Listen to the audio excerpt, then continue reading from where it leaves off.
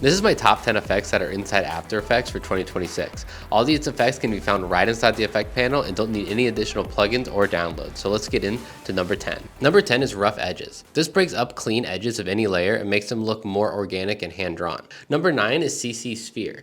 This wraps a flat layer around into a 3D sphere. Apply it to a world map image and you have a spinning globe in seconds. Number 8 is Turbulence Displace.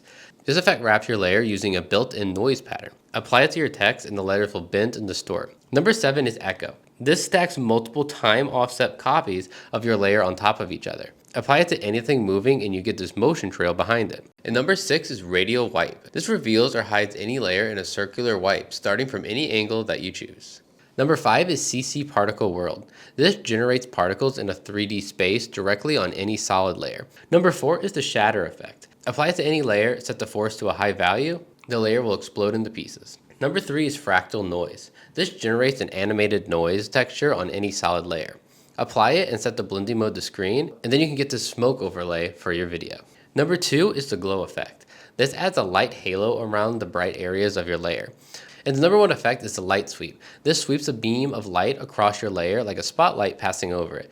And those are my top effects to use in After Effects for 2026. Make sure to follow for more video editing tutorials like this one. If you're a creator yourself and have unused photo, video, or video template files that you're not using, make sure to check out the link in my description and upload those to creatorrestock.com so you can start making some passive income off of those old files. And I'll see you tomorrow for another video.